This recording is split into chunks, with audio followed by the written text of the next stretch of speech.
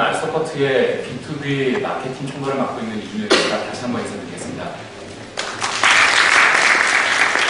지금 제 말씀 잘 들리시나요? 감사합니다. 해주셔서. 지금 제목 앞에 보시는 것처럼 오늘 그 커넥티드 월드라는 그 컨퍼런스 주제에 맞는 IoT에 관련된 내용으로 제가 어떤 발표를 할까 고민을 하다가 지금 앞서가는 사용자들을 잡아 IoT 시대의 엔터프라이즈 모빌리티 지원 전략이라고 제목을 정해봤습니다. 이렇게 정했던 이유는 현재의 많은 분들께서 스마트폰뿐만 아니라 태블릿이나 PC 등과 같은 최첨단 기기들을 통해서 이미 사용자 경험은 오히려 엔터프라이즈 기업들보다 더 많이 앞서가 계신다. 하지만 과연 엔터프라이즈 기업들에서는 그러한 사용자들을 위한 지원과 서비스에 대한 전략을 제대로 따라가고 있느냐라는 물음에서 시작을 하게 됐고, 자료 조사와 여러 가지를 좀 찾아보다 보니 역시나 아직 미흡한 부분이 많더라라는 결론에 도달을 해서 한번 그 내용을 좀 알려드리고자 제목을 이렇게 잡아봤습니다.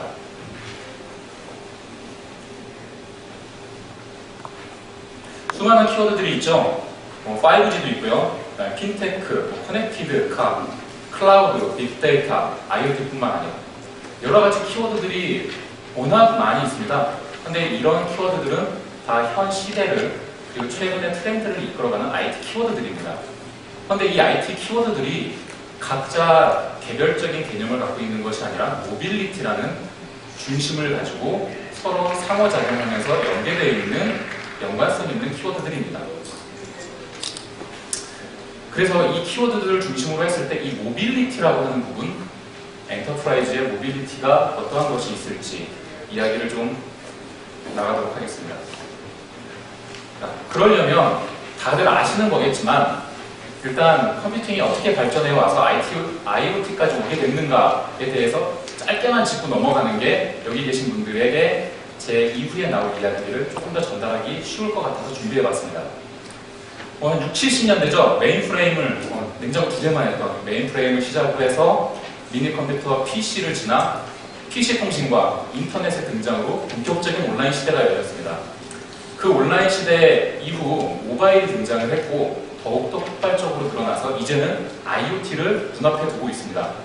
지금 현 시대는 모바일과 IoT를 넘어가려고 하는 과도기적 시기라고 보여지죠. 밑에 화살표에 있는 것처럼 오프라인, 온라인으로 나눠져 있는데요. 웹이 등장하기 이전에는 오프라인에서 모든 커뮤니케이션은 컴퓨터가 아닌 면대면, 페이스 투 페이스로 이루어졌습니다. 하지만 웹이 등장한 이후 non face to face, 즉 비대면 서비스로 커뮤니케이션이 이루어지고 있습니다. 여기서 제가 비대면 서비스가 이루어지고 있다는 내용을 강조하는 이유는 이후에 나올 이야기에서 계속 언급될 내용이기 때문에 한 번씩 기억하고 넘어가시라고 말씀을 드립니다. 자, 처음에 키워드에서 모바일을 중심, 모빌리티를 중심으로 이야기가 전개된다고 했습니다. 해서 모바일이 어떻게 우리 생활에 들어와 있고 우리의 의존도는 얼마나 되는지 간단하게 쉽게 지나가도록 하죠. 그 이후 IoT는 어떻게 될 것인지에 대해서 좀 얘기를 해보겠습니다. IDC 2014년 발표 자료에 따르면 데스크탑, 포터블 PC, 스마트폰, 태블릿 등과 같은 단말기들이, 컴퓨팅 단말기들이 점차 포터블 PC와 컴퓨터 PC와 같은 데스크탑 PC와 같은 단말기들은 점점 줄어가고 태블릿은 고만고만한 수준에서 영역을 유지하지만 스마트폰은 약 전체 컴퓨팅 시장의 90%를 차지할 거라고 예상하고 있습니다. 또한 세계 스마트폰 가입자 수는 에릭스 모빌리티 리포트에서 나온 이야기죠. 2020년까지 매년 15%씩 성장을 하면서 61억 명이 가입할 것으로 보고 있습니다. 현재 인구가, 전 세계 인구가 60억이라고 하면 20년도에는 그 인구를 넘어선 전 인류에게 거의 스마트폰이 다 보급된다라는 얘기겠죠. 그러면 이 스마트폰들이 그렇게 많이 퍼지는 데 있어서 시간이 얼마나 걸렸을까요? 여기 보면 MIT 모빌리티 리포트에서 이렇게 조사를 했습니다. 벨에 의해서 전화기가 개발된 이후에 전 세계 인구 40%에게 전화기가 보급이 되는데 걸린 시간은 39년입니다. 약 40년이죠. 그리고 그보다는 조금 빠르게 컴퓨터와 전기가 약 15년 내외로 걸렸습니다. 그리고 보편적으로는 라디오, 그 다음에 일반 셀룰러폰, 그리고 인터넷이 약 5년에서 7년이 걸렸습니다. 그런데 스마트폰은 얼마나 걸렸을까요? 2.5년밖에 안 걸렸습니다. TV와 거의 비슷하게 말이죠. 그만큼 스마트폰은 빠르고 넓게 저희 주변에 다가왔고 저희를 파고들고 있습니다. 그렇다면 우리는 그 스마트폰에 얼마나 의존하고 있을까요? 닐슨에서 조사한 자료에 따르면 하루에 모바일을 이용하는 시간이 203분, 약 3시간 23분을 스마트폰을 만지는 데 시간을 보낸다고 합니다. PC는 86분밖에 안 쓰고요. 오히려 TV보다도 많습니다. 그 정도로 이제 일반 유저들은 스마트폰에 의존을 하고 있죠. 그래서 조금 더 세밀하게 들여다봤습니다. 스마트폰을 어떤 데에 얼마만큼 활용을 할까?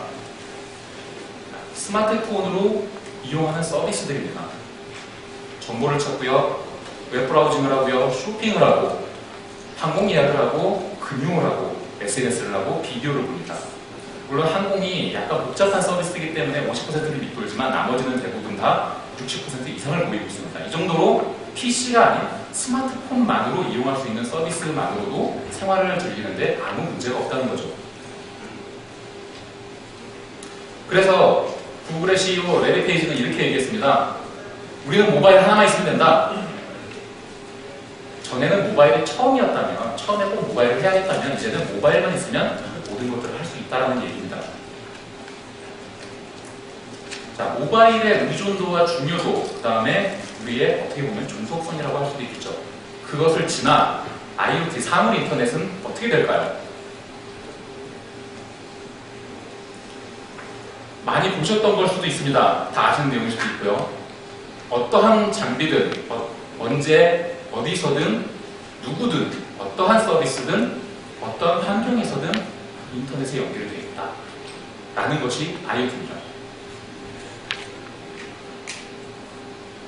그러면 IoT가 국내 시장에 얼마만큼 성장을 할지 산업연구원에 따르면 2022년까지 무려 연평균 30%의 성장을 보이면서 23조의 시장 형성을 할 것이라고 예측했습니다.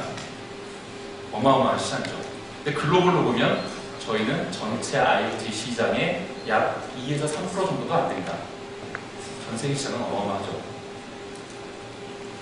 그 중에서도 IoT 시장 내에서도 어느 분야가 가장 높을 것이냐? 마케나 리서치에 따르면 가전이 IoT 분야 내에서도 50%를 차지할 것이라고 예측했습니다. 가전은 전기도 꽂혀있죠. 내 주변에 어디에서나 볼 수 있고 내 생활에 없어서는 안 될 도구이기 때문에 그럴 겁니다. 이 가전을 제가 특별하게 언급한 이유는 뒤에 나올 활용 사례에서 어떻게 가전이 활용이 되는지 한번 좀 보여드리도록 하겠습니다.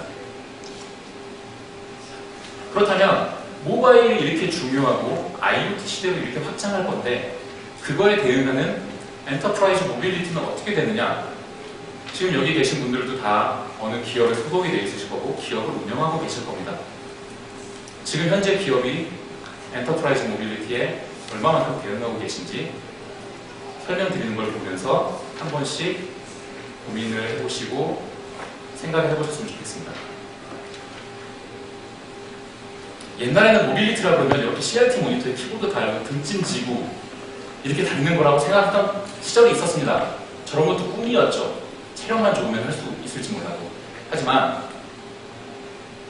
지금은 이렇게 다양한 단말기, 디바이스뿐만 아니라 다양한 OS들까지 갖춰진 환경에서 내부 직원 그리고 외부 고객, 파트너들에게 서비스를 제공하는 것이 엔터프라이즈 모빌리티일 겁니다.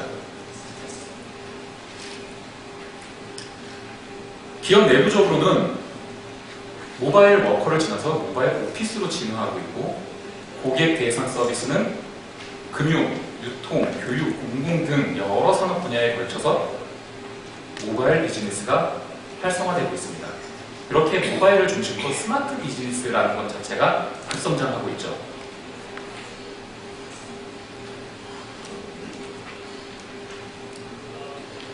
그러면 엔터프라이즈 시장은 얼마만큼 클 것이냐? 연평균 성장률이 4.7%, 약 5%가량 될 것이라고 IDC에서는 예측했습니다. 하여 2017년에는 7조 6천억이죠. 4.7% 성장한다고 해서 간과하실 것이 아니라 전체 시장 규모는 무려 7.6조입니다. 자, 이렇게 시장 규모는 커가고 있고 내부 직원과 외부 고객 그리고 파트너들에게 엔터프라이즈 모빌리티를 지원을 해야 하는데 지금 여기 계신 분들의 기업에서는 어떻게 전략을 가지고 계시고 서비스를 제공하고 계십니까? 그래서 저는 국내에 계신 분들한테 여쭤보지 못하고 IDC를 통해서 아시아 태평양 쪽에 있는 설문조사를 좀 인용을 해보겠습니다. 당신의 기업에서 모빌리티를 위한 솔루션을 개발하거나 구현하고 있는 것이 있느냐? 없다가 무려 32%, 있다는 28%가량밖에 안 됩니다. maybe, unsure가 나머지를 차지하죠. 그렇다면 나머지 73%가량은 결국 엔터프라이즈 모빌리티에 대한 전략을 세우고 있지 않다라고 대답을 했습니다.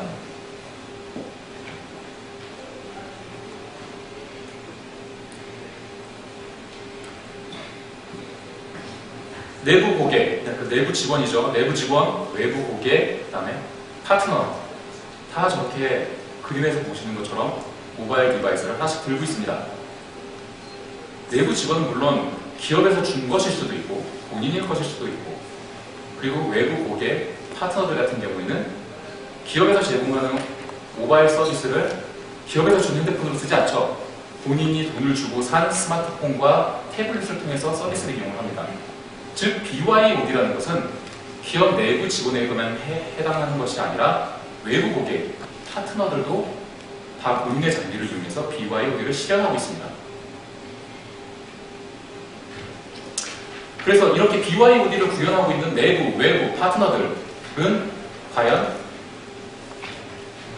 이 대상들은 다양한데 이 대상들이 다양한 사람들이 얼마나 많은 디바이스를 쓰고 있을까가 더 궁금해져서 또 찾아봤죠. 2014년도 4분기에 최신 IDC 조사입니다. 삼성이 20%, 애플이 19.85%, 그다음에 레노버, 화웨이 뒤를 이어 샤오미가 있습니다. 그런데 무려 기타가 42.88%입니다. 삼성과 애플을 합친 숫자보다 많죠. 이만큼 제조사 자체도 워낙 다양해졌다는 겁니다. 폰만 그럴까요? OS는 어떨지? 개인에게 제공되는 스마트폰에 대한 OS는 예상하시는 것처럼 안드로이드가 무려 77%에 가깝습니다. 애플은 20% 정도고요. 그런데 뜻밖의 결과는 엔터프라이즈 쪽이었습니다. 엔터프라이즈는 iOS가 정반대로 73%입니다. 안드로이드가 25%밖에 안 되더군요. 그러면 지금 기업에서 모바일에 대한 지원 전략을 짤 때 OS 다양한 디바이스들, 삼성, 애플뿐만 아니라 아더들, 기타들까지도 다 지원을 해줘야 하고 OS 역시 안드로이드만 하면 될까요? 엔터프라이즈 시장 쪽에서는 애플이 73%를 차지하고 있습니다. 이런 것까지 고려를 하면 도대체 얼마나 되는 디바이스에 얼마나 많은 OS들을 기업에서 지원을 해야 될까요? 그런데 포레스터 리서치에 따르면 이렇게 BYOD를 구현을 하기 위해서 쓰는 IT 단말기에 대한 기업의 지원은 어떤가라는 설문을 해봤습니다. 했더니 모든 단말기를 지원을 해준다라고 하는 건 단지 9%였습니다. 나머지 15, 14, 18%는 부분적으로 제한적으로 해준다, 특정 단말기만 전해준다라는 등 반쪽짜리 지원 전략이었고 그 외에 포괄적으로 보자면 결국 반쪽짜리와 전혀 안 해준다를 합치면 91%나 되는 서포트 전략이었습니다. 다시 한번 강조해서 말씀드리자면 이렇게 많은 단말기들, OS들을 내부 직원, 외부 고객, 그리고 파트너들이 사용을 하고 있습니다. 그런데 지금 현재의 엔터프라이즈에서 구축해 놓은 시스템, 지원 전략으로 충분할까요? 충분하다고 생각하십니까, 여러분들께서는? 저는 그래서 이렇게 많은 단말기들을 다 커버리지 할 수 있는 지원이 가장 중요하다라고 강조를 드리고 싶습니다. 그래서 두 가지 힌트를 좀 준비를 해봤습니다. 다른 데서는 어떻게 하고 있나? 첫 번째는 민원24입니다. 아마 많이들 이용해 보셨을 겁니다. 민원.co.kr로 하면 굉장히 다양한 증명서들이나 정보들을 뗄 수 있죠. 제가 여기를 특별히 선정한 이유는 메뉴 자체도 워낙 많고 대수도 깊고 기능도 다양해서 사용자들이 어려워할 것 같다라는 느낌이 많이 들고 또한 기업들에서도 많이 이용을 하시는 서비스 형태일 것이다 라고 예측을 했습니다. 그래서 민원24를 좀 봤습니다. 2006년 초창기 대비 2014년 작년까지 연평균 성장률을 40%. 그런데 2009년 10년도부터 그래프의 상승 각도를 보면 만만하던 것이 갑작스럽게 상승하는 걸 보실 수 있습니다. 저는 이걸 말씀 안 드려요. 2006년 대비해서 2014년도에는 13배 성장, 즉 1300%가 성장한 수치인 겁니다. 어마어마한 거죠. 제가 여기서 주목했던 점은 2009년도에 민원24는 이 어려운 환경을 비대면 서비스를 통해서 커뮤니케이션을 하며 원격 지원으로 고객에게 서비스를 제공을 했던 겁니다. 아까 처음에 말씀드렸던 것처럼 대면과 비대면 서비스가 있습니다. 대면은 시간도 걸리고 공간의 제약도 있지만 비대면 서비스는 시간과 공간의 제약이 없습니다. 그런 비대면 서비스를 통해서 동일한 화면을 같이 보며 마치 대면하듯이 온라인으로 고객 지원을 하고 있었던 거죠. 그렇다면 이번에는 좀 금융 쪽을 한번 보겠습니다. 금융은 앞서 민원과 마찬가지로 엔터프라이즈 모빌리티를 선두에서 좀 이끌어 나가는 산업군 중에 하나입니다. 메뉴도 다양하지만 그만큼 보안도 중요한 산업이죠.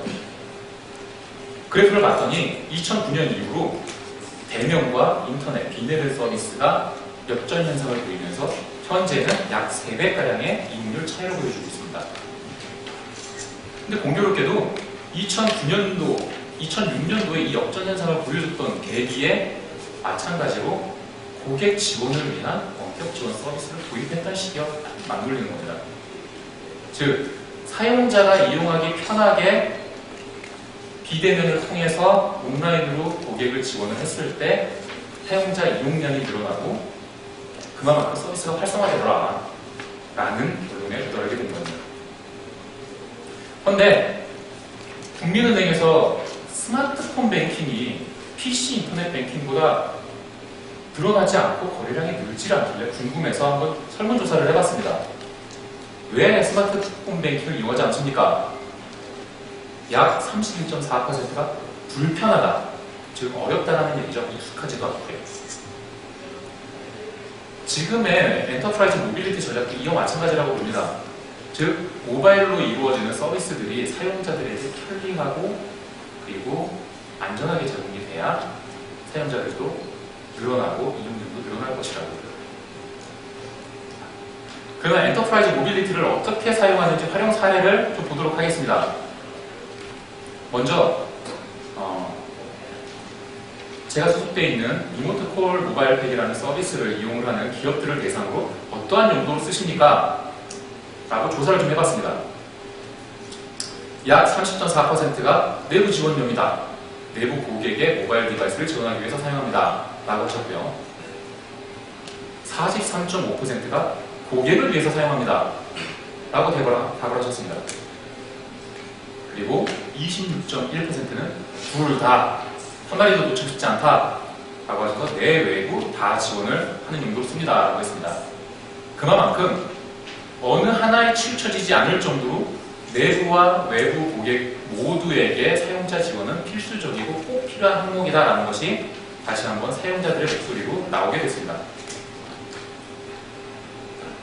모바일 오피스에 대해서 좀 말씀드릴 겁니다. 모바일 오피스 사례, 그 다음에 현장, 즉 사물 인터넷에 맞게끔 인터넷이 아닌 온라인이 아닌 현장 쪽에서 필드에서는 어떠한 지원이 이루어지는지, 그리고 가전을 대상으로는 어떠한 지원이 이루어지는지를 차차 설명드리겠습니다. 먼저 모바일 오피스를 설명드리면 LG U+에서는 이미 기업 내 엔터프라이즈 모빌리티를 구축을 했습니다. 여기 LG라고 선명하게 박혀있는 스마트폰처럼 LG 스마트폰을 중심으로 FMX를 구축해서 유무선도 물론 전화기도 통합을 했지만 브루베어라든지 DB라든지 차례망에 접속을 하는 걸 다 스마트폰을 이용해서 하고 있습니다. 그런데 이 스마트폰이 종류도 다양하고 호환성이 높지 않다 보니까 문제들이 좀 있었습니다. 그래서 SaaS를 이용한 이 원격 지원 서비스를 이용해서 고객센터, 내부 고객센터를 통해 기업 직원들의 모빌리티 서포트를 해줬습니다. 그랬더니 무려 지금 90%가 넘는 이용률을 보이고 있습니다. 그리고 두 번째로는 외부 고객을 대상으로 한 서비스입니다. 삼성증권입니다. 많이 아시죠? MTS, HTS, 모바일과 PC에서 증권 거래를 할 수 있는 시스템입니다. 이 시스템 역시 그냥 봐도 메뉴도 많고 도대체 내가 원하는 걸 어디서 찾아야 될지 모르겠다 라는 질문이 뻔히 나올 만합니다. 해서 모바일에도 이렇게 원격 지원 신청이라는 것을 메인 단에 꺼내놨고요. 그 다음에 옆에 있는 홈페이지 모습처럼 손쉽게 홈페이지에서도 이용할 수 있게 UI를 꾸며놨습니다. 그리고 이번에는 필드에서 일어나는 실제 실생활에서 일어나는 사례를 한번 들어보겠습니다. 만약 자동차 사고가 나면 내가 가진 스마트폰의 카메라를 이용해서 이런 원격 지원 솔루션을 거쳐서 상담원에게 이 영상이 바로 실시간으로 전송이 됩니다. 그래서 상담원은 현 상황을 바로 판단을 해서 즉시 대응할 수 있는 조치 방법을 고객에게 알려주죠. 이게 글로벌 인슈런스 회사인 A 땡땡사의 지금 구축 사례입니다. 그리고 요즘은 보험도 할인이 많이 되죠. 연간 은행 횟수가 작거나 블랙박스가 설치되어 있거나 하면 할인을 좀 해줍니다. 근데 기존에, 저도 그랬지만 기존에는 카톡이라든지 MMS를 통해서 사진을 찍어서 보내줍니다. 물론 그 직원의 개인 핸드폰. 과연 그게 올바른 대응 방법이고 그런 것들이 다 고객 DB에 남을까요? 그리고 그 사진에 위의 변조가 없으리라는 리스크 담보가 되나요? 근데 실시간 영상 전송을 통해서 위변조도 방지할 수 있고 모든 기록들이 다 DB화돼서 로그가 남습니다. 물론 뿐만 아니라 내부 직원들, 특히나 요즘 CS가 워낙 강조되는 시대다 보니까 장비 착용, 복장 점검 등에도 내부에서 직원들을 충분히 지칭해 줄 수 있습니다. 그리고 마지막으로 사무를 지원하고 있는 LG전자 사례를 좀 보겠습니다. LG전자 사례를 말씀드릴 때 이 목적과 의도가 충분히 공감되는 내용이라 제가 한번 좀 읽어보도록 하겠습니다. 고객은 전문가가 아니기 때문에 제품 사용에 불편을 느낄 경우 이것이 제품의 문제인지 사용 방법을 모르고 있는 것인지 판단하기가 어렵습니다. LG전자의 영상 상담 서비스는 전문 상담사들이 문제 상황을 영상으로 확인하고 고객에게 해결 방안을 즉시 제공해 줄 수 있다면 고객에게 더 큰 만족을 줄 수 있을 것이라는 생각에서 출발했습니다. LG전자의 CSIT 기획을 맡고 계신 오희성 부장님의 코멘트였습니다. 이러한 목적과 의도를 가지고 어떻게 구축을 하셨느냐. 왼쪽에 있는 화면은 구글 플레이에서 손쉽게 다운받으실 수 있는 LG 텔레프레젠스라는 앱을 소개하는 페이지입니다. 그럼 이 LG 텔레프레젠스가 뭐냐? 오른쪽에 보시는 이미지처럼 인터넷에 연결되어 있지 않은 가전제품들이 고장이 났을 때 아까 보험사처럼 고객의 스마트폰을 이용해서 에러가 나거나 아니면 트러블이 생긴 현 상황을 고객센터에 실시간으로 전송을 시켜줍니다. 그러면 기존 방식이었다면 AS 기사가 부랴부랴 출동을 해서 뭐가 문제인 건지 보고 무슨 부품이 필요한지 확인을 해서 다시 콜센터에 들어와서 부품을 챙겨서 재방문해야 되는 최소 2번 내 작업이 필요했을 겁니다. 하지만 이렇게 연상으로 정성된 것을 엔지니어가 미리 보고 충분한 상황 판단으로 미리 부품들을 준비해서 한 번의 출동으로 끝낼 수 있다면 그로 인해서 절감되는 비용과 생산성은 과연 얼마나 될까요? 그냥 이렇게만 보여드리면 좀 이해가 안 되실 것 같아서 50초짜리 짧은 영상, 뉴스 영상을 한번 좀 보여드리겠습니다. 이 영상을 보시면 훨씬 이해가 쉬우실 거예요. 첨단 가전제품 쓰다 보면 제대로 작동하는 건지 수리해야 할지 당황할 때가 많습니다. 서비스를 받으러 가다니 번거롭고 출장비 부담도 만만치 않았던 AS 서비스가 변하고 있습니다. 오상현 기자입니다. 청소기가 작동을 멈추자 전용 앱을 설치한 스마트폰 카메라로 제품상을 전송합니다. 소리가 잘 안 되는데요. 서비스 센터 직원은 함께 영상을 보며 점검 사항을 안내해줍니다. 스마트폰 화면 위로는 직원 있는 부분이 그대로 표시됩니다. 기능이 좀 이상 있으면 빨리빨리 나올 수 있고 참 쓰기 좋네요. 회사 입장에서는 이 앱을 훨씬 효율적으로 움직일 수 있습니다. 20% 정도는 기사가 방문하지 않고도 해결할 수 있기 때문에 보신 것처럼 가전제품에 이상이 생겼을 때 약 20%는 현장에 가지 않아도 대응할 수 있는 AS 발생이라고 했습니다. 그 20%만 출동을 절감을 해도 굉장한 비용 절감 효과가 있겠죠. 자, 그렇다면 그 강조드리고 있는 원격 지원은 어떤 효과를 가져올까요? IDC에서 따르면 원격 지원은 매우 강력하게 성장하고 있는 시장이며 매년 35% 이상 성장하고 있다라고 얘기했습니다. 그렇게 매력적인 그리고 성장하고 있는 이 시장을 통해서 얻을 수 있는 효과는 모바일 오피스를 구축한 한 기업의 예를 들어보겠습니다. 도입 전 2년과 도입 후 2년을 비교해 봤을 때 그 모바일 오피스를 이용하는 이율은 약 35%가 성장을 했습니다. 또한 한 전자제품 회사 L전자라고 나와 있네요. 문제 해결 시간을 단축하는데 전화 상담으로 17분이나 걸리던 것을 원격 상담으로 단 5분 만에 해결했습니다. 그리고 비용 절감 효과 역시 고객 이탈 방어 유지와 재콜 처리 비용 등으로 인해서 155억 원을 연간 절약할 수 있었습니다. 또한 FCR, 첫콜 응대율 같은 경우에 65에서 70%로 높아졌습니다. 그리고 요즘 환경 문제가 많이 대두되고 있죠. 이렇게 출장으로 절감된 탄소를 인해서 연간 455톤의 탄소 절감 효과가 있습니다. 올 1월부터 탄소 거래제가 시행된 건 알고 계실 겁니다. 이 역시 기업에서 잊지 말아셔야 할 핵심적인 내용 중에 하나입니다.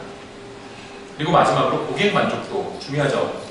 원격 지원을 이용한 고객들에게 설문조사해 본 결과 약 99%가 원격 지원을 이용한 고객 지원에 만족한다라고 답을 하셨습니다.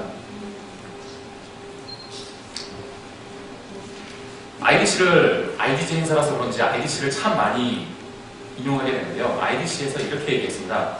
Mobility is no longer innovation, it is a must라고. 즉, 더 이상 모빌리티는 혁신이라고 할 정도로 발전한 게 아니라 이제는 필수적으로 가져가야 하는 기본 요소다라고 말입니다. IoT 시대에 말씀드렸던 것처럼 핵심은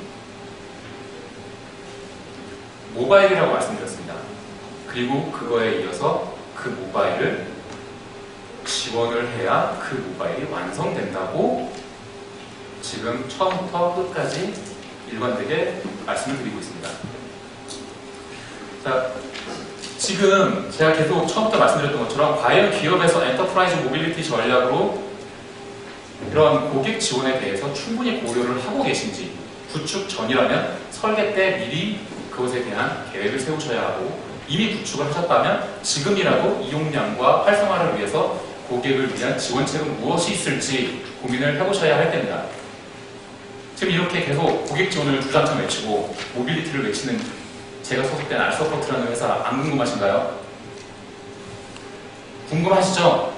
네. 그래서 간단하게만 1분만 말씀드리겠습니다.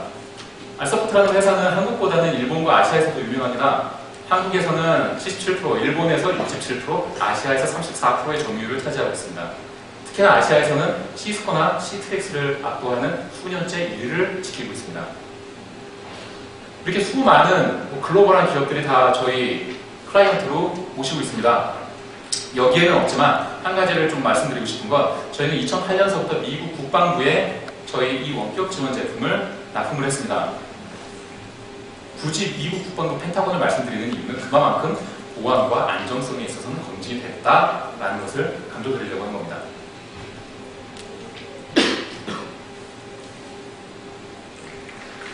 페이지가 안 넘어가네요. 넘어가네요. 이런 리모트콜, 리모트뷰, 모비즌, 라이트캠이 있다는 것만 알아주시면 좋을 것 같고요. 다만 아까 활용 사례에서 보여드렸던 것처럼 PC to PC를 지원하는 원격 지원이 있고요. PC to 모바일을 지원하는 원격 지원이 있습니다. 그리고 현장을 지원하는 PC to 필드를 하는 비주얼 팩이라는 제품이 저희 라인업으로 있습니다. 이상으로 제 세션을 마치도록 하겠습니다. 많은 도움이 되셨으면 좋았을 텐데 어떻게 도움이 되셨는지 모르겠습니다. 혹시나 지금 시간이 꽉 차서 질문은 없으실 거라 믿고 궁금하신 게 있으시다면 이쪽 메일이나 아니면 바깥에 마련되어 있는 부스로 방문해 주셔도 감사하겠습니다. 이상 세션을 마치도록 하겠습니다. 이준영이었습니다. 감사합니다. 네, 함께한 감명 감사드립니다.